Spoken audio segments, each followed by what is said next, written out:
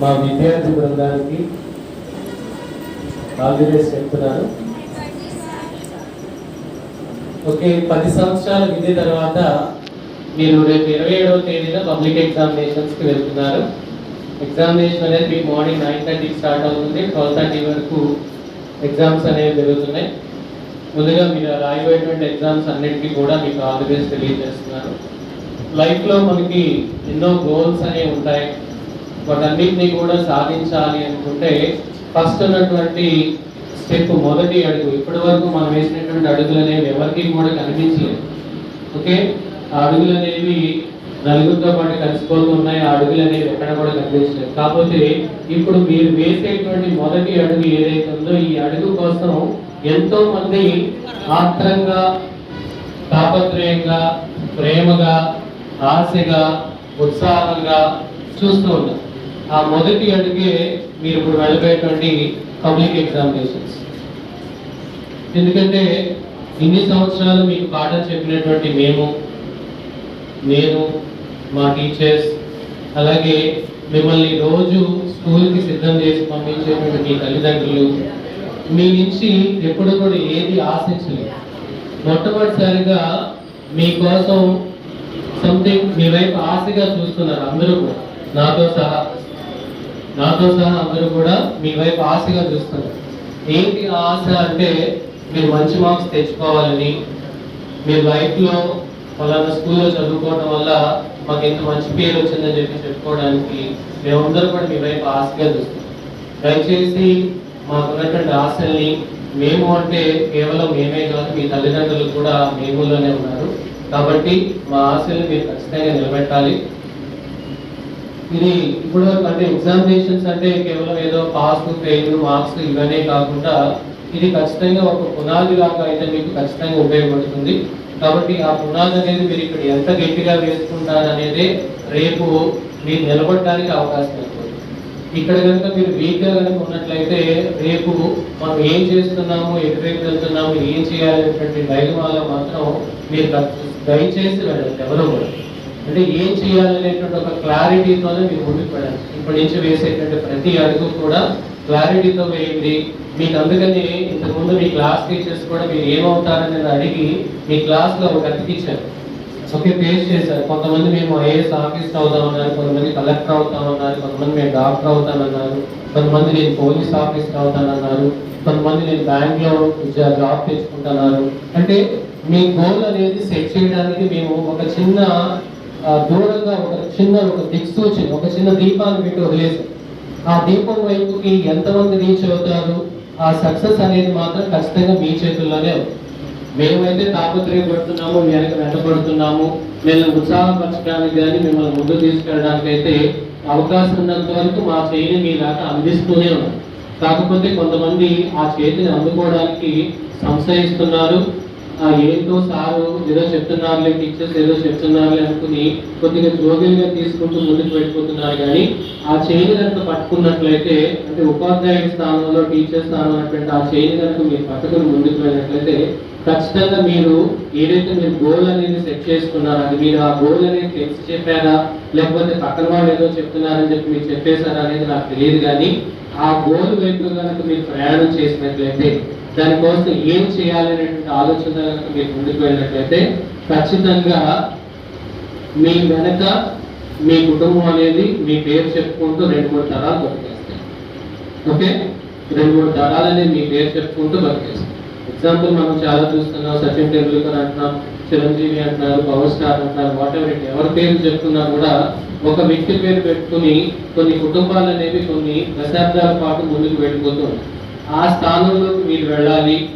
మా గురువు గారు ఈయన, లేదా మాకు పాఠం చెప్పినటువంటి ఉపాధ్యాయులు ఈయన చెప్పి మీ నోట్లోంచి ఆ మాట వచ్చే వరకు కూడా మేము ఎదురు చూస్తూనే ఉన్నాం. స్కూల్ స్టార్ట్ చేసి 11 years కంప్లీట్ అయిపోయింది, 12th yearలోకి వచ్చేసాము.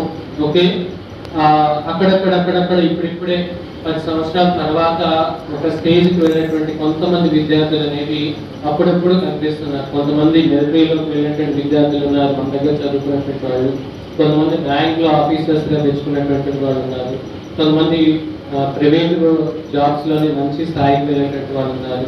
అంటే ఒక 10 సంవత్సరాల తర్వాత ఇప్పుడిప్పుడే అక్కడక్కడ కనిపిస్తూ ఉన్నారు ఇక్కడి నుంచి చదువుకుంటూ వెళ్ళిన మిగతా వాళ్ళు. మరి వాళ్ళ ఆలోచన విధానం అనేది మనం ఇక్కడ ఉన్నంత వరకు మేము పట్టుకుని చెప్పగలుగుతాం, కానీ ఇక్కడి నుంచి వన్స్ బయటకు వెళ్ళిన తర్వాత ఇంటర్మీడియట్ లెవెల్కి వెళ్ళిన తర్వాత కొంత ఫ్రీనెస్ అనేది వచ్చేస్తుంది. ప్రతి ఒక్కళ్ళు ఏం ఆలోచిస్తారంటే కాలేజీకి వెళ్ళిన తర్వాత ఎంజాయ్ చేయొచ్చు, మనం ఏమైనా చేయొచ్చు, మనల్ని ఎవరు అడగరు అనేటువంటి ఆలోచన ఉంటారు. కానీ ఏదైతే మీరు 10th క్లాస్ తర్వాత ఇంటర్మీడియట్ స్థాయి అంటారు, ఇంటర్మీడియట్ అంటే మధ్య స్థాయి అన్నారు. మీరు అక్కడి నుంచి నేను పై స్థాయికి వెళ్ళాలంటే అదొక మధ్యలో ఒక వారధి, అందుకని దాన్ని ఇంటర్మీడియట్ అంటారు. ఆ వారధిని కనుక మీరు జాగ్రత్తగా దాటి అవతలకి వెళ్తే మీకు అవతల ఒక మంచి జీవితం ఉంటుంది. ఆ వారధి దాటేటువంటి క్రమంలో కనుక మీరు అటు ఇటు కుప్పిగంతులు వేసినట్లయితే జీవితంలో మనం ఎటెళ్తున్నాం అనేటువంటి ఒక క్లారిటీ అనేది మీకైతే ఉంటుంది. ఓకే, ఖచ్చితంగా పోటీ వాతావరణం అనేది ప్రతి ఒక్కరికి కూడా కావాలి. అది పోటీ తత్వం కూడా ఎలా ఉండాలంటే స్నేహపూర్వకమైనటువంటి పోటీ ఉండాలి. నీ పక్కనటువంటి నీ ఫ్రెండ్తోనే నీకు పోటీ ఉండాలి. అది స్నేహపూర్వకమైనటువంటి పోటీ ఉండాలి. అతని కంటే నేను బాగా చదవాలి, వాళ్ళకంటే నేను బాగా చదవాలి, అది స్నేహపూర్వకంగా ఉండాలి. కానీ విరోధాత్మకంగా అయితే ఆ పోటీ అనేది ఎప్పుడు కూడా మీ మధ్య తీసుకురాకండి. అలాగే మనలో ఉన్నటువంటి ఆలోచనలు మీరు ముందుకు తీసుకువెళ్ళాలి అనుకుంటే ఖచ్చితంగా సైంటిస్ట్ ఎప్పుడు కూడా ఒక ఆలోచన ఏంటంటే ప్రతిదాన్ని కూడా నేను కొత్తదాన్ని కనిపెట్టాలనేటువంటి ఆలోచన ఉన్నటువంటి వాడు ఖచ్చితంగా ఒక సైంటిస్ట్ అవుతాడు. అలాగే నేను దృఢంగా ఉండాలనేటువంటి ఆలోచన కలిగిన వాడు ఖచ్చితంగా ఒక క్రీడాకారుడు అవుతాడు. అలాగే 10 మందిలో కూడా నిలబడి చక్కగా మాట్లాడగలిగేటటువంటి ఒక మంచి భక్తిగా అవుతాడు. అందరినీ కూడా ఆకర్షించగలిగేటువంటి ఒక వ్యక్తి అనేటువంటి వాడు ఒక మంచి నటుడుగా చరిష్మా సంపాదించుకుంటాడు. ఇవన్నీ ఉండాలంటే అది ఎక్కడ స్టార్ట్ అవుతుందంటే విద్యార్థి దశ నుంచే మనకి మొదలవుతుంది. కాబట్టి ఈ విద్యార్థి దశలో మీరు ఏవైతే నేర్చుకుంటారో అవే రేపొద్దున మీకు ప్రతిబింబాలాగా మీరు అర్థంలో చూసుకున్నప్పుడు ప్రతిరోజు మనకు కనిపిస్తూ ఉంటుంది. కాబట్టి అర్థంలో చూసుకున్నప్పుడు మనం వాళ్ళ గర్వంగా ఫీల్ అవ్వాలి. మనకి చదువు చెప్పినటువంటి టీచర్స్ మా కోసం ఇంత కష్టపడుతున్నారు, అలాగే మా తల్లిదండ్రులు మా కోసం ఇంత చేస్తున్నారు అనేటువంటి ఆలోచన కనుక ఎప్పుడు మీకు ఉన్నట్లయితే ఖచ్చితంగా మీరు ఎప్పుడు కూడా మీ ముఖం మీరు అర్థంలో చూసుకున్నప్పుడు చక్కగా కాలం ఎగరేసుకుని గర్వంగా కనుక చూసుకునేటువంటి స్థితిలోకి మీరు వెళ్ళాలని చెప్పి ఖచ్చితంగా నేను కోరుకుంటున్నాను. ఇంకా లైఫ్లో మన కోసం ఎప్పుడూ కూడా ఏమి ఆశించకుండా మనకి ఎప్పుడు కూడా చేస్తూ ఉండేటువంటి వాళ్ళు తల్లిదండ్రులు. దయచేసి మీ తల్లిదండ్రులు ఎప్పుడు కూడా మీరు మర్చిపోకండి. ఓకే, రీసెంట్గా మా నాన్నగారిని కోల్పోయాము. ఆయనకి ఏదో చేద్దామని చెప్పి అనుకున్నాను, చేయలేకపోయాం. ఆ పరిస్థితి నేను మీరు తెచ్చుకోకండి. కాబట్టి పేరెంట్స్ అనేటువంటి వాళ్ళు మనల్ని ఏమన్నా కూడా ఏమన్నా కూడా మన కోసం ఎప్పుడు నిలబడేటువంటి వాళ్ళు ఏమి ఆశించకుండా వాళ్ళు తిన్నా తినకపోయినా ఏమి ఆశించకుండా మన కోసం ఎప్పుడు నిలబడేటువంటి వాడు మన తల్లిదండ్రులు మాత్రమే. వాళ్ళు తిన్నా తినకపోయినా నీకు ముద్ద పెట్టిన తర్వాతే వాళ్ళు అన్నం తింటారు. ఓకే, పండుగ వచ్చిందంటే వాళ్ళని కొత్త బట్టలు కొనిపెడితేనే వాళ్ళకి ఆనందం. వాళ్ళు ఎప్పుడు పాత బట్టల్లోనే ఉంటారు. ఆ మాసిపోయినటువంటి బట్టలు, ఆ మురికి బట్టలు, ఆ తెగిపోయినటువంటి చెప్పులు, గుండీ లేనటువంటి చొక్కాలు ఎప్పుడు అవే ఉంటాయి. వాళ్ళు ఎప్పుడు కూడా ఆనందం అనేది ఎప్పుడు కూడా మీలోనే ఎదుర్కొంటూ ఉంటారు. ఓకే, ప్రతి ఒక్కళ్ళు 10th వాళ్ళకనే కాదు ప్రతి ఒక్క పిల్లవాడికి నేను చెప్తున్నాను. కాబట్టి వాళ్ళు తల్లిదండ్రులు అనేటువంటి వాళ్ళు బాధపడే విధంగా మాత్రం ఏమీ చేయలేదు. వాళ్ళకి మీరు ఏమి సాధించకపోయినా పర్వాలేదు, కానీ వాళ్ళు బాధపడేటువంటి స్థితికి మాత్రం ఎప్పుడు కూడా మీ తల్లిదండ్రుల్ని ఏ సందర్భంలో కూడా తీసుకువెళ్ళదు ఎప్పుడు కూడా. ఓకే, ఈ మాటలు అనేవి మీరు గుర్తుపెట్టుకోండి. మీకు చెప్పగలిగేటువంటి వాడు ఒకడు గురువు, రెండవది మన తల్లిదండ్రులు. ఈ రోజుల్లో ఉన్నటువంటి సిచ్యువేషన్ ప్రకారం పిల్లలు ఏంటంటే ఎవరి మాట వినడానికి పెద్దగా ఇష్టపడట్లేదు, సలహాలు తీసుకోవడానికి కూడా ఇష్టపడట్లేదు. కానీ కొంతమంది మాట అయితే మనం ఖచ్చితంగా మన జీవితంలో వినాలి. గురువు మాట వినాలి, తల్లిదండ్రుల మాట వినాలి. ఎందుకంటే ఎక్కువ మీరు కాలం గడిపేది, జీవితంలో మిమ్మల్ని నిలబెట్టేది వీళ్ళిద్దరే నిలబెడతారు. ఏ వృత్తికులైనా కూడా ఎవరిని ఎంత పెద్ద స్థాయికైనా ఒక టీచర్ దగ్గర పాఠాలు నేర్చుకున్న తర్వాతే మీరు ఎంత పెద్ద స్థాయికైనా ఆ తర్వాతే. కాబట్టి మీకు జీవితంలో చెప్పేది వీళ్ళిద్దరే. వాళ్ళిద్దరిని మాత్రం ఎప్పుడు మర్చిపోకండి. ఎక్కడైనా బయట కనిపించినప్పుడు మీకు చదువు చెప్పినటువంటి పాఠాలు టీచర్లు కానీ ఎవరైనా కనిపించినప్పుడు దయచేసి వాళ్ళ గౌరవంగా విష్ చేయండి. ఓకే, మీ నుంచి ఏమి ఆశించరు వాళ్ళు. ఓకే, మీ నుంచి ఏమి ఆశించరు కాబట్టి చక్కగా కనిపించినప్పుడు పలకరించడం ఇలాంటివి చేస్తే మాకు కొద్దిగా హ్యాపీగా ఉంటుంది. మా దగ్గర చదువుకున్న విద్యార్థి మేము గుర్తున్నాము అనేటువంటిది మాకు ఖచ్చితంగా ఉంటుంది. కాబట్టి ఖచ్చితంగా వాళ్ళని చక్కగా విష్ చేయండి. మీకు ఏదైనా డౌట్స్ ఏదైనా ఉన్నా కూడా మమ్మల్ని కలుస్తూ ఉండండి. ఏదైనా తెలియకపోతే అడుగుతూ ఉండండి. ఈరోజు మీకు ఇచ్చిన దానిలో 10th క్లాస్ తర్వాత ఏం చేయాలనేటువంటి దాని గురించి కూడా మీకు ఒక పూర్తి డీటెయిల్స్గా ఉన్నటువంటి ఒక బుక్లెట్ అనేది మీకు ఇచ్చాము. దాన్ని ఒకసారి తర్వాత మీరు చూసుకుని ఏ కోర్స్ జాయిన్ అవ్వాలి, తర్వాత ఏం చేయాలనేటువంటిది మీరు చూసుకుని డిసైడ్ అయ్యి దాని ప్రకారం మీ గోల్ సెట్ చేసుకుని ముందుకు వెళ్ళండి. Okay, coming to the public examinations. ఇంకా ఓకే, పబ్లిక్ ఎగ్జామినేషన్స్ అనేవి మనకి 27 నుంచి స్టార్ట్ అవుతున్నాయి. మీకు టైమింగ్స్ అనేవి చెప్పాము. 9:30 to 12:30 టైమింగ్స్. 3 hours ఎగ్జామినేషన్ ఉంటుంది. 15 minutes రీడింగ్ టైం ఉంటుంది. ఓకే, హాఫ్ అన్ అవర్ ముందు మీరు ఎగ్జామినేషన్ సెంటర్స్ అనేవి వెళ్ళాలి. ఇవన్నీ కూడా మినిమం రూల్స్. హాల్ టికెట్స్ అనేవి ఇంకా రాలేదు, వచ్చిన తర్వాత మీకు ఇస్తాము. ఓకే, హాల్ టికెట్స్ అనేవి కంపల్సరీగా క్యారీ చేసుకోండి.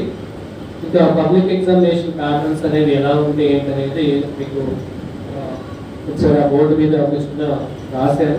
ఒకసారి మీరు చూసినట్లయితే పబ్లిక్ ఎగ్జామినేషన్స్లో మీకు అక్కడ చూడండి ఓఎంఆర్ షీట్ అలాగే మెయిన్ ఆన్సర్ బుక్లెట్ అని 2 ఐటమ్స్ ఉంటాయి క్వశ్చన్ పేపర్ కాకుండా. ఓకే, ఓఎంఆర్ ఆన్సర్ షీట్లో మొత్తం మీకు పార్ట్ 1, పార్ట్ 2, పార్ట్ 3 అని 3 అంశాలు ఉంటాయి కదా. పార్ట్ 1లో కనుక మీరు అబ్జర్వ్ చేసినట్లయితే ఇక్కడ కనిపించేవన్నీ కూడా పార్ట్ 1లో ఉండేటువంటి ఐటమ్స్. ఓకే, ఓఎంఆర్ షీట్లో మీకు ఫస్ట్ ఇది ఇస్తారు. ఓకే, ఓఎంఆర్ షీట్ అనేది చూసినట్లయితే మెయిన్ ఆన్సర్ షీట్ నెంబర్ అని ఉంటుంది. అంటే మనకి ఏదైతే ఇక్కడ ఆన్సర్ బుక్లెట్ ఇస్తారో దీని మీద ఒక నెంబర్ ఉంటుంది. అదే నెంబర్ని మీరు ఇక్కడ వేయాలి. ఇది ప్రతిరోజు కూడా మీకు ఇదే నెంబర్ ఉంటుంది. అన్ని ఎగ్జామ్స్ కి ఒకటే నెంబర్ ఉంటుంది. మీకు నెంబర్ మారదు. ఓకేనా, గుర్తుపెట్టుకోండి. మళ్ళీ ఎగ్జామ్స్ అప్పుడు ఇంకొకసారి చెప్తాను మీకు. నెంబర్ ఒకవేళ చేంజ్ అయితే మీరు ఇన్విజిలేటర్ కి తెలియపరచాలి. నాకు నేను ఈ నెంబర్ వచ్చిందంటే ఈరోజు నెంబర్ మారింది, ఇదేనా కాదా అని చెప్పి కన్ఫర్మేషన్ చేసుకుని నెంబర్ అనేది రాయాలి. ప్రతిరోజు ఇదే నెంబర్. అలాగే next room number. Room number కూడా మీరు ప్రతిరోజు మీకు రూమ్స్ అనేవి మారు. ఓకే, ప్రతిరోజు ఒకే రూమ్ లో ఉంటారు. రూమ్కి వచ్చి కేవలం 16 మంది మాత్రమే ఉంటారు. ఎంతమంది ఉంటారు? 16 మెంబర్స్ మాత్రమే ఉంటారు. ఓకేనా, ఒక రూమ్కి వచ్చి 16 మెంబర్సే ఉంటారు. అలాగే full signature of the student. ఇక్కడ ఫుల్ సిగ్నేచర్ ఉన్న దగ్గర మీరు సిగ్నేచర్ చేయాలి. మీరు హాల్ టికెట్ ఏదైతే సిగ్నేచర్ చేశారో అదే సిగ్నేచర్ అనేది మీరు ఇక్కడ చేయాలి. And next full signature of the invigilator. ఎవరైతే మీకు ఇన్విజిలేటర్స్ వస్తారో ఎగ్జామ్ రాయడానికి, మీరు మిమ్మల్ని చూడడానికి ఒక టీచర్ వస్తారు కదా, వాళ్ళు ఇన్విజిలేటర్ అంటారు. వాళ్ళు ఇక్కడ సైన్ చేయాలి. కొంతమంది స్టూడెంట్స్ చేసే తప్పు ఏంటంటే పొరపాటున ఇక్కడ చేసేస్తూ ఉంటారు. అందుకు అలా కాకుండా చూసుకుని చేయండి. ఇక్కడ ఓన్లీ ఇన్విజిలేటర్ మాత్రమే సైన్ చేయాలి. నెక్స్ట్ ఇందులో స్టూడెంట్ నేమ్, ఇక్కడ మీ నేమ్ ఉంటుంది, ప్రింటెడ్ ఉంటుంది. మీ నేమ్ అనేది ప్రింటెడ్ ఉంటుంది. అలాగే మీ రోల్ నెంబర్, మీ హాల్ టికెట్ నెంబర్ ప్రింటెడ్ ఉంటుంది. డేట్ ఆఫ్ ఎగ్జామినేషన్, మీరు ఏ రోజు ఎగ్జామ్ రాస్తున్నారో ఆ డేట్ ఉంటుంది. పేపర్ కోడ్, మనకి ఎగ్జామినేషన్ పైన కోడ్ ఉంటుంది. మీరు ప్రీ ఫైనల్ కూడా మీ పేపర్ ఇచ్చినప్పుడు పైన ఒక నెంబర్ ఉంటుంది. ఆ కోడ్ ఇక్కడ ఉంటుంది. మీరు ఏ మీడియం అయితే ఆ మీడియం ఉంటుంది. మీరు సెంటర్, మీరు ఎగ్జామ్ రాసిన సెంటర్ నేమ్ అనేది ఉంటుంది. ఇవన్నీ కూడా ప్రింటెడ్ ఉంటాయి. మీరు ఏమి రాయాల్సిన అవసరం లేదు. ఓకేనా, అవి రైట్ కాదు అనేది మాత్రం మీరు చెక్ చేస్తారు. ఓకే, అవి చెక్ చేసుకుని ఓకే అనుకుంటే ఓకే, ఇంకక్కడ మీరు చేయాల్సింది ఏమీ లేదు. నెక్స్ట్ ఇదంతా కూడా పార్ట్ 1. దేనిలో? OMR sheet. Next OMR sheet లోనే పార్ట్ 2 అని ఉంటుంది. పార్ట్ 2లో ఈ 2 ఐటమ్సే ఉంటాయి. మెయిన్ ఆన్సర్ షీట్ నెంబర్ ఇక్కడ ఏం వేసారో అదే నెంబర్ వేస్తాం.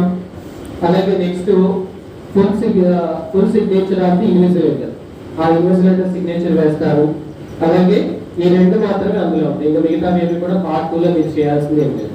Next part 3. పార్ట్ 3 అనేది అసలు మీకు స్టూడెంట్ కి సంబంధమే లేదు. మీరు ఏమి దాన్ని కొట్టుకోవాల్సిన అవసరం లేదు. ఇదంతా కూడా ఒక పేపర్లోనే ఉంటుంది. జస్ట్ ఒక సింగిల్ పేజ్ ఇస్తారు ఫస్ట్ స్టార్టింగ్. ఆ సింగిల్ పేజీలో ఇదంతా కూడా చూసుకోవాలి. ముందు హాఫ్ అన్ అవర్ ముందు మిమ్మల్ని ఎగ్జామినేషన్కి ఎందుకు రమ్మంటారంటే ఇవన్నీ మీతో చేయించాలి, ప్రతిరోజు చేయాలి. కాబట్టి అవి కరెక్ట్గా ఉందా లేదా, సరిగా ఉందా లేదా అనేది చూసుకుని ఆ మెయిన్ ఆన్సర్ షీట్ నెంబరు, మీ రూమ్ నెంబరు, మీ సిగ్నేచర్, ఈ 3 మాత్రమే మీరు జాగ్రత్తగా చేయాలి. మిగతావన్నీ రైట్ కాదనేది చూసుకుంటే సరిపోతుంది. ఓకేనా? అండ్ నెక్స్ట్ మీకు ఇచ్చేది మెయిన్ ఆన్సర్ బుక్లెట్. ఈ మెయిన్ ఆన్సర్ బుక్లెట్ లో అంటే మీరు ఆన్సర్స్ రాయడానికి మీకు ఇచ్చేటువంటి బుక్లెట్. ఇందులో 24 పేజెస్ వస్తాయి. ఎన్ని పేజెస్ ఉంటాయి? 24 పేజెస్ తో ఒక బుక్లెట్ లాగా ఇస్తాడు. అందులో మీరు ఆన్సర్స్ రాయాలి. ఓకేనా? అడిషనల్ గా మీకు ఎడిషనల్ షీట్స్ అనేవి మీకు ఉండవు. ఎందుకంటే 24 పేజీల కంటే మనం ఏ ఎగ్జామ్ రాయి కదా, కాబట్టి 24 పేజీలనే మనకు సరిపోతాయి. కాబట్టి ఇక ఎడిషన్స్ అనేవి ఏ ఎగ్జామ్ కి కూడా ఆ 24 పేజీల్లోనే మనం సరిపెట్టాలి. ఓకే? అండ్ నెక్స్ట్ ఇందులో కూడా మీరు చేయాల్సింది ఏంటంటే మెయిన్ ఆన్సర్ షీట్ నెంబర్. ఇది ఆల్రెడీ ప్రింటెడ్ ఉంటుంది. ఇక్కడ చూసే మనం ఇక్కడ ఇది మారదు, ప్రతిరోజు మీకు అదే నెంబర్. Next subject. ఇక్కడ మీరు ఏ సబ్జెక్ట్ అయితే రోజు ఆ సబ్జెక్ట్ రాయాలి. ఆ పేపర్ 1 అయితే 1, 2 అయితే 2. ఇప్పుడు మనకు అన్ని కూడా ఒక పేపర్, ఒక ఫిజిక్స్ బయాలజీ తప్ప మిగతావన్నీ కూడా సింగిల్ పేపరే కాబట్టి అన్ని కూడా పేపర్ 1 అనే ఉంటుంది. ఓకేనా? Next signature of the invigilator. మీకు ఎవరైతే ఇన్విజిలేటర్ వచ్చారో ఆ సంతకం చేస్తారు. ఇవి మీకు ఓఎంఆర్ షీట్ అలాగే ఆన్సర్ బుక్లెట్ లో మీకు ఇచ్చేయటం. ప్రతిరోజు ఈ ప్రాసెస్ అంతా కూడా మీరు చేయాలి. ఓకేనా? ఇక ఎగ్జామినేషన్ అయినా మనం ఎలా రాయాలి, ఎలా రాస్తే మనకు మంచి మార్క్స్ వస్తాయి అనేది మనం చూస్తే, ఫస్ట్ ఆఫ్ ఆల్ ఎగ్జామ్ అంటేనే ఒక రకమైనటువంటి ఫీల్ అనేది మనం ఎన్ని మాటలు చెప్పినప్పటికీ కూడా ఒక ఫీల్ అనేది ఖచ్చితంగా ఉంటుంది. ముందు ఏంటంటే ఆ ఫియర్ అనేది మనలోంచి తీసేసేయాలి. ఓకే? రోజువారీ మన స్కూల్స్ లో రాసేటువంటి ఎగ్జామ్స్ ఎలా అయితే ఉన్నాయో అవే ఎగ్జామ్స్ అనేవి మనం అక్కడ కూడా వెళ్ళి రాస్తున్నాం కాబట్టి మనం ఎక్కడ కూడా భయపడాల్సినటువంటి అవసరం లేదు. అండ్ సెకండ్ థింగ్ వచ్చి ఏవైతే క్వశ్చన్ పేపర్ ఇచ్చారో ఆ క్వశ్చన్ పేపర్ని ముందుగా మీరు చదువుకోవాలి. ఓకేనా? చక్కగా మీకు 15 నిమిషాలు సమయం ఇస్తారు. ఆ 15 నిమిషాల సమయం అనేది మీరు చక్కగా చదువుకున్న తర్వాత మీకు ఏవైతే బాగా వచ్చినాయో వాటి అన్నింటినీ చక్కగా పెన్సిల్తో పిక్ చేసుకుని, ఓకే, ఆ తర్వాత మాత్రం మీరు ప్లాన్ చేసుకోవాలి ఎలా మీరు ఎగ్జామ్ ఎలా రాయాలి అనేది. మీరు ముందు పేపర్ చదివిన తర్వాత ప్లాన్ చేసుకుని ఎగ్జామ్ రాయాలి. అంతేగాని ఏ క్వశ్చన్ పడితే ఆ క్వశ్చన్, ఏ సెక్షన్ పడితే ఆ సెక్షన్ ముందు మొదలు పెట్టేసి రాయిస్తూ వెళ్ళిపోకూడదు. ప్లాన్ చేసుకుని మన ఎగ్జామినేషన్ అనేది రాయాలి. అండ్ నెక్స్ట్ థింగ్ వచ్చి పేపర్ ప్రెజెంటేషన్. ఓకే? జనరల్గా పేపర్ ప్రెజెంటేషన్స్ లో స్టూడెంట్స్ అందరూ చేసేది ఏంటంటే ఫస్ట్ పేజ్ చాలా అందంగా నీట్గా రాసుకుంటూ వెళ్తారు. Second paper, third paper, fourth పేపర్కి వచ్చేసరికి రైటింగ్ అనేది చేంజ్ అయిపోతూ అలా ఉండదు. మీరు స్టార్టింగ్ మొదలు పెట్టినప్పుడు మీ హ్యాండ్ రైటింగ్ అనేది ఎంత పర్ఫెక్షన్గా ఉందో ఎండింగ్ అప్పుడు కూడా అంతే పర్ఫెక్షన్తో అనేది మీరు మెయింటైన్ చేయగలగాలి. ఓకేనా? అండ్ నెక్స్ట్ థింగ్ వచ్చి మార్జిన్స్. ఏవైతే మనకి ఆన్సర్ షీట్స్ ఇస్తారో ఆన్సర్ షీట్ లో మీరు మార్జిన్స్ అనేవి మీరు స్కేల్ మార్జిన్ మెయింటైన్ చేయండి. ఓకే? స్కేల్ మార్జిన్ 4 సైడ్స్ కూడా మీరు స్కేల్ మార్జిన్ మెయింటైన్ చేసుకోండి. అన్ని పేపర్స్ కూడా చక్కగా మార్జిన్స్ మెయింటైన్ చేసుకోండి. చేసుకుంటే ఆటోమేటిక్గా పేపర్ ప్రెజెంటేషన్ అనేది ముందు ఒక లుక్ వచ్చేస్తుంది. ఓకేనా? అలాగే మీరు క్వశ్చన్ పేపర్స్ లో మీరు ఆన్సర్ షీట్స్ రాసేటప్పుడు క్వశ్చన్ నెంబర్స్ వేసుకుంటూ వెళ్ళండి. ఓకే? ఇక్కడ మీకు వేసేటప్పుడు సెక్షన్ నెంబర్స్ ఉంటాయి, క్వశ్చన్ నెంబర్స్. కాబట్టి మీరు ఏదైతే స్టార్ట్ చేస్తున్నారో ఆ సెక్షన్ నెంబర్ వేయాలి, ఆ క్వశ్చన్ నెంబర్ వేయాలి. అది ఎక్కడ వేయాలి? మార్జిన్ లో మాత్రమే ఉండాలి. క్వశ్చన్ నెంబర్ ఎప్పుడు కూడా మీకు మార్జిన్ లో మాత్రమే ఉండాలి. ఓకేనా? మార్జిన్ యువత మాత్రం ఎప్పుడు కూడా క్వశ్చన్ నెంబర్ కానీ లేకపోతే రోమన్ నెంబర్స్ కానీ వేయకూడదు. ఓకేనా? కాబట్టి ఆ నెంబర్స్ అనేవి జాగ్రత్తగా వేసుకోవాలి. అలాగే మీరు క్వశ్చన్స్ రాసేటప్పుడు మనం కొన్ని క్వశ్చన్స్ కి హెడ్డింగ్స్ పెట్టాల్సి వస్తూ ఉంటుంది. ఆ హెడ్డింగ్స్ అనేవి చక్కగా హైలైట్ గా మీరు రెగ్యులర్ గా రాసేటువంటి సైజ్ కంటే కూడా కొద్దిగా పెద్ద సైజ్ అనేది హెడ్డింగ్ మెయింటైన్. జనరల్ గా ఎస్ఐ క్వశ్చన్స్ అన్నిటికీ మనం ఒక హెడ్డింగ్ పెట్టుకుని ఎస్ఐ క్వశ్చన్ స్టార్ట్ చేయొచ్చు. కాబట్టి ఆ హెడ్డింగ్ పెట్టుకోండి. ఓకే? అలాగే సైడ్ హెడ్డింగ్స్ ఏమైనా వచ్చినప్పుడు వాటి అన్నింటినీ కూడా హైలైట్ చేసుకోండి. ఓకే? అండర్లైన్ చేయడం కానీ కొటేషన్స్ పెట్టడం కానీ చేయండి. అలాగే మనం రాసినప్పుడు కొన్ని ఇయర్స్ వస్తూ ఉంటాయి. ఓకే? కవిపరిచయాలు రాసినప్పుడు ఇయర్స్ కానీ లేకపోతే సంథింగ్ ఏమైనా వార్ జరిగినప్పుడు ఫలానా ఇయర్లో వార్ జరిగిందని కానీ లేకపోతే ఎస్టాబ్లిష్మెంట్ ఇయర్ అని కానీ ఇలాంటి ఇయర్స్ గురించి మనం సంవత్సరాలు మెన్షన్ చేస్తాం. లేకపోతే కొన్ని నేమ్స్ మెన్షన్ చేస్తాం.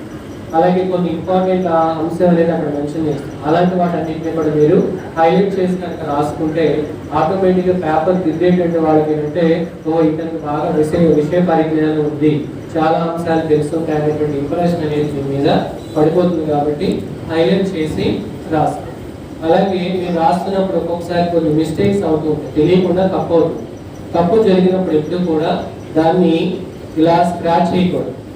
కొంతమంది నల్లగా ఇలా చేస్తారు, అంటే ఇదిగో బాబు నేను ఇదో తప్పు చేశాను, నా పేపర్ ఇదిగో ఇక్కడ తప్పు ఉంది, చూడండి చూడండి చూడండి అని చెప్పి నువ్వు వాళ్ళకి చూపిస్తాను. అలా ఎప్పుడు కూడా చేయకూడదు. మిస్టేక్ వచ్చినప్పుడు ఎప్పుడు కూడా ఏం చేయాలంటే జస్ట్ ఒక చిన్న పెన్సిల్తో ఒకవేళ లైన్ కొట్టేయడం కానీ, లేకపోతే అది మొత్తం రాంగ్ అనుకున్నప్పుడు పెన్సిల్తో జస్ట్ ఇలా రాంగ్ పెట్టేసి అక్కడ రాంగ్ రాంగ్ అని పెట్టేసి లైన్ కొట్టేసి వెళ్ళిపోతుంది. అంతేగాని ఎక్కడ కూడా దాన్ని స్క్రాచ్ చేయడం కానీ ఇలా గీకడం కానీ ఏమీ చేయదు. ఓకేనా? అలాగే నెక్స్ట్ చాలా మందికి ఉన్న డౌట్ ఏంటంటే ఎగ్జామినేషన్లో ఏ పెన్ వాడాలి, బ్లూ పెన్ వాడతారా, బ్లాక్ పెన్ వాడతారా, రెడ్ పెన్ వాడతారా, ఏం ఎగ్జామినేషన్ వరకు కూడా పబ్లిక్ ఎగ్జామినేషన్కి బ్లూ అండ్ బ్లాక్ పెన్స్ రెండు కూడా వెళ్ళవు. మీరు బ్లూ పెన్ అయినా యూజ్ చేసుకోవచ్చు, బ్లాక్ పెన్ అయినా సరే యూజ్ చేయవచ్చు. ఓకేనా? అలాగే చాలామంది చేసేటువంటి కొన్ని మిస్టేక్స్ ఏంటంటే మ్యాథ్స్లో కానీ వాటిల్లో కానీ 5S ఒకే రకంగా కనిపిస్తుంది. 5S ఒకటేనా వేరు వేరు కదా? ఆ నెంబర్ క్లారిటీ ఉండాలి, పదాల మధ్య దూరం అనేది చక్కగా ఉండాలి, పదాలు స్పష్టంగా ఉండాలి. ఓకేనా? మన హ్యాండ్ రైటింగ్ బాగోపోయినా కూడా మీరు చక్కగా అక్షరానికి కొంచెం గ్యాప్ ఇచ్చుకొని బోర్డుకి గ్యాప్ మెయింటైన్ చేసుకుంటే మన హ్యాండ్ రైటింగ్ బాగోపోయినా కూడా చూడడానికి అందంగానే కనిపిస్తుంది. ఇలాంటి చిన్న చిన్న టిప్స్ కనుక మీరు ఫాలో చేసినట్లయితే మీకు ఎగ్జామినర్ దృష్టిలో ఏంటంటే గుడ్ ఇంప్రెషన్ అనేది పడుతుంది. ఎందుకంటే మీరంటే నాకు తెలుసు, సుధీర్ బాగా చదువుతాడో నాకు తెలుసు, కాబట్టి ఆటోమేటిక్గా నాకు తెలిసినా తెలియకపోయినా అతను ఏదైనా తప్పు చేసినా కూడా ఫుల్ మార్క్స్ ఆటోమేటిక్గా వేసేస్తాను. కానీ రేపు మీరు బయటకు వెళ్ళి ఎగ్జామినేషన్ రాసేటప్పుడు మీ పేపర్స్ కరెక్షన్ చేసేది మేము కాదు. ఎవరో సంథింగ్ స్నేహకావ్య అంటే ఎవరో తెలియదు, సుధీర్ అంటే తెలియదు. కాబట్టి కరెక్షన్ చేసేవాడికి ఏం కనిపించాలి? మన అపియరెన్సే కనిపించాలి. ఓకే, మన అపియరెన్స్ ఇక్కడ మన బట్టల్లో కనిపిస్తుంది. ఎగ్జామినేషన్లో మీ అపియరెన్స్ మీ ప్రెజెంటేషన్లో కనిపిస్తుంది. మీ ప్రెజెంటేషన్ ఎంత బాగుంటే అన్ని మార్క్స్ ఎక్కువ పడతాయి ఆటోమేటిక్. ఫస్ట్ పేపర్లోనే మీరు ఇంప్రెషన్ క్రియేట్ చేయాలి పేపర్ దిద్దేటువంటి వాళ్ళు. అందుకని మీ టీచర్స్ కానీ మేము కానీ చెప్పేది ఏంటంటే ఎప్పుడు కూడా ఏం చెప్తూ ఉంటారు, బాగా వచ్చినాయి ముందు మొదలు పెట్టండి అంటారు. ఎందుకని బాగా వచ్చినాయి ముందు రాయమంటారు? ఆటోమేటిక్గా ఇంప్రెషన్ అనేది వస్తుందని ఉంటుంది. కాబట్టి బాగా వచ్చినాయి ముందు రాయాలి, కాకపోతే జంబుల్డ్గా రాయాలి. జంబుల్డ్ అంటే ఏంటి? సెక్షన్ సి సెక్షన్లోంచి ఒక క్వశ్చన్, సెక్షన్ 2లో నుంచి ఇంకో క్వశ్చన్, సెక్షన్ 1లో నుంచి ఒక క్వశ్చన్, అలా జంబుల్డ్గా రాయాలి. ముందు ఏ సెక్షన్ బాగా వచ్చో చూసుకుని ఆ సెక్షన్ ముందు మీరు ఆన్సర్ చేసుకుంటూ పోతే ఆటోమేటిక్గా మీకు మార్క్స్ రావడానికి ఎక్కువ అవకాశం. ఓకేనా? అలాగే మీకు ఇప్పుడు అన్ని కూడా హాఫ్ మార్క్ బిట్స్ ఇవన్నీ ఉన్నాయి కాబట్టి హాఫ్ మార్క్స్ సంబంధించినటువంటి ఆన్సర్స్ అన్నీ కూడా ఒకే దగ్గర రాయాలి. మీకు ఆల్రెడీ నేను ప్రీ ఫైనల్ ముందు కూడా మోడల్ పేపర్ ఎక్స్ప్లెయిన్ చేస్తూ వచ్చాను. ఓకేనా? హాఫ్ మార్క్స్ అన్నీ కూడా ఆన్సర్స్ అన్నీ ఒకే దగ్గర లైన్గానే ఉన్నాయి, జంబుల్గా రాయడానికి వీలు. అది కంపల్సరీగా మెన్షన్ చేశారు. ఓకే, లైన్గానే రాయాలి. మీకు అది ఆన్సర్ రాకపోతే అది వదిలేసుకోవడం, నెక్స్ట్ దానికి అదే ఆర్డర్లో వెళ్ళి మిగతా క్వశ్చన్స్ మాత్రం చక్కగా మీకు వచ్చినటువంటి ఆర్డర్లో రాసుకుంటూ వెళ్ళండి. క్వశ్చన్ నెంబర్ అవన్నీ చెక్ చేసుకోవాలి. అలాగే ఎస్ఏ క్వశ్చన్స్ రాసినప్పుడు పాయింట్స్గా రాసుకుంటూ వెళ్ళండి. పారాగ్రాఫ్గా రాసే కంటే కూడా పాయింట్ 1, 2, 3, 4 పాయింట్స్గా రాసుకుంటే మీకు ఎక్కువ మార్క్స్ అనేవి పడతాయి. అలాగే మీరు ఎక్కువ ఆన్సర్ రాసినట్టుగా కూడా ఎదుటి వాళ్ళకి కనిపిస్తుంది. పారాగ్రాఫ్ రాసేస్తే కుదించేసినట్టు ఉంటుంది ఆన్సర్. అదే పాయింట్స్ లాగా రాసుకుంటే ఎలాబరేట్ చేసినట్టు ఉంటుంది, మీకు పేజ్ ఎక్కువ ఆక్యుపై చేస్తుంది, మీరు ఫుల్ మార్క్స్ రావడానికి అవకాశం. ఎగ్జామినేషన్లో ఎగ్జామినర్ అడిగినటువంటి మార్కు తగిన విధంగా మీ ఆన్సర్ అనేది ఉంటుంది. ఓకే, మార్కు తగిన విధంగా మీ ఆన్సర్ అనేది మెయింటైన్ చేసుకుంటూ వెళ్ళాలి. ఓకే, ఇవన్నీ కూడా మెయింటైన్ చేసుకుంటూ వెళ్తే ఆటోమేటిక్గా మీకు మంచి మార్క్స్ అనేవి వస్తాయి. ఓకే, ప్రీ ఫైనల్లో ఎలా రాసామనేది పక్కన పెట్టుకుంటే అయిపోయిన దాని గురించి మనం ఆలోచిస్తే ముందుకు వెళ్ళలేం. కాబట్టి రేపు రాబోయేటువంటి ఎగ్జామ్స్ అనేవి ఇంకా మీకు ఈ రోజు పోతే ఇంకా మీకు 13 days 14 days మాత్రమే సమయం. ఓకే, ఈ 13 రోజులు నేను చెప్పడానికి నేను సిద్ధం.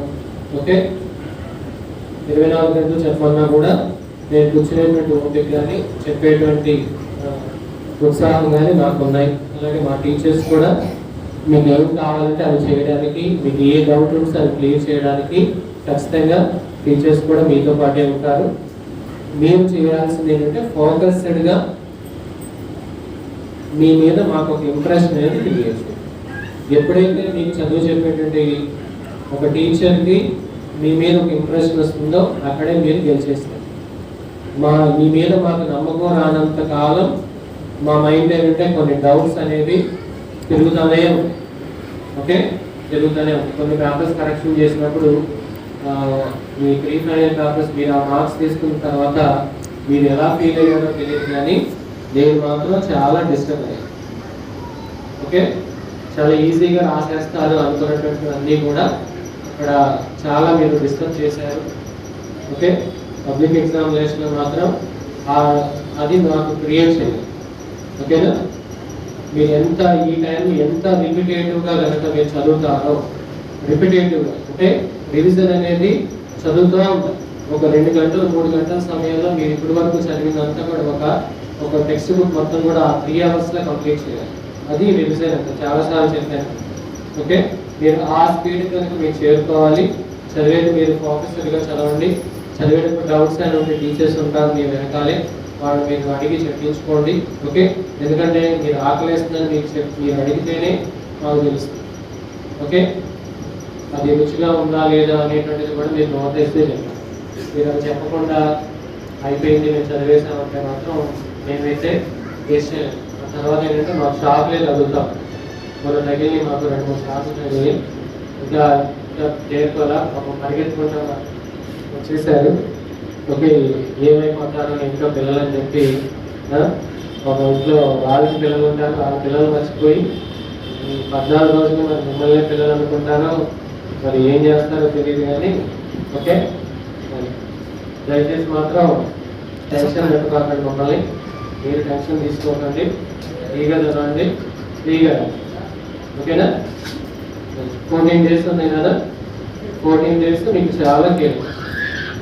ఓకేనా, ఆల్రెడీ మీకు రివిజన్ అంతా కంప్లీట్ అయిపోయింది కాబట్టి ఇక్కడ మీరు ఎంత ఎక్కువ యూటిలైజ్ చేసుకుంటే మీరు అంత ఇక్కడ గెయిన్ చేసుకుంటారు. ఓకే, బాగా చదివేటువంటి వాళ్ళు ఖచ్చితంగా బిట్స్ అనేవి ఎక్కడ కూడా మీరు విడిచిపెట్టకూడదు. ఎక్కువ అన్ని బిట్స్ చదవాలి. అన్ని బిట్స్ చదివితేనే మీకు ఫుల్ మార్క్స్ అనేవి గెయిన్ చేసుకుంటారు. అలాగే మీకు ఆల్రెడీ టీచర్స్ మీకు ఎగ్జామినేషన్ పేపర్స్ ఇచ్చేటప్పుడు కూడా మీరు చేసిన పొరపాటు ఏంటనేది కూడా చెప్పి పేపర్స్ అందజేస్తారు. ఎందుకు చెప్తున్నారంటే ఇక్కడ తప్పు సరిదిద్దుకోవడానికి మీకు సమయం ఉంది. ఓకే, రేపు అక్కడ మీరు యుద్ధం చేయాల్సింది అక్కడ మీరు పొరపాటు చేస్తే తప్పు సరిదిద్దడానికి ఇంకా మేము ఉంటాం. ఓకేనా, ఇప్పుడు మీకు ఒక అవకాశం ఉంది. మీరు ఎక్కడ ఉన్నారు ఏంటనేది మీకు తెలుసుకోవడానికి మీకు ఒక అవకాశం ఉంది కాబట్టి ఇక్కడ మీరు దాన్ని సరి చేసుకుని కనుక ఎవరైతే ముందుకు వచ్చేస్తారో వాళ్ళు చక్కగా మంచి మార్క్స్ తెచ్చుకోవచ్చు.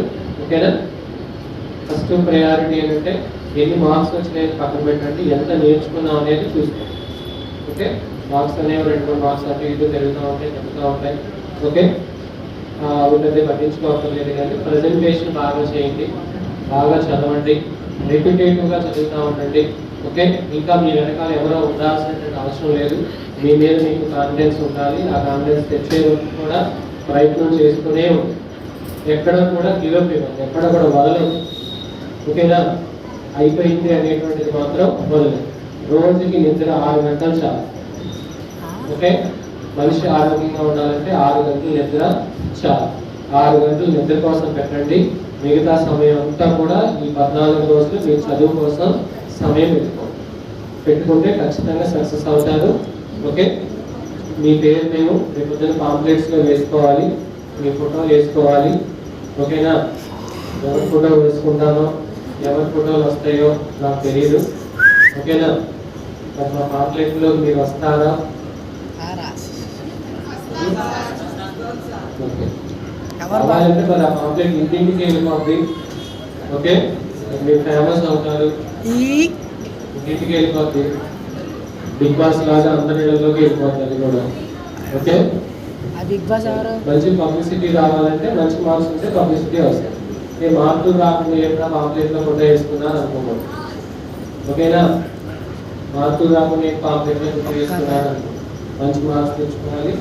ఓకేనా, మీరు కష్టపడుతున్నటువంటి టీచర్స్ని దయచేసి వాళ్ళ కష్టాన్ని మీరు గుర్తించండి. ఓకే, వాళ్ళు మీ గురించి ఆలోచిస్తున్నారు. పండుగలైనా సండేలైనా ఇంట్లో అన్నీ వదిలేసుకొని మీకోసం వచ్చి ఇక్కడ కూర్చుంటున్నారు. అయినా కొంతమంది కడుపు నొప్పి, కాళ్ళ నొప్పి, జ్వరం. అది తెలుగు మిస్ గారు అయితే సండేలని పాపం అన్ని మిస్ గారి పాపం ఆ సబ్జెక్ట్కి సండే వచ్చేసి అది మిస్ గారి సబ్జెక్ట్ ఎగ్జామ్ అంటేనే పాపం అన్నీ కూడా మిస్ అయ్యాయి. అంత కష్టపడి మీకోసం వస్తున్నారు కాబట్టి కొద్దిగా నేను చెప్పాను కదా, మీకు ఏం ఆశించో ఓకే, మీరు మంచిగా తెచ్చుకుంటేనే అది మాకు ఉంది. కాబట్టి రేపు బయటకు వెళ్ళిన తర్వాత కూడా చక్కగా ఉండండి, ప్లాన్ చేసుకోండి, ఏం అవ్వాలనేది ఇప్పటి నుంచే ప్లాన్ చేసుకోండి.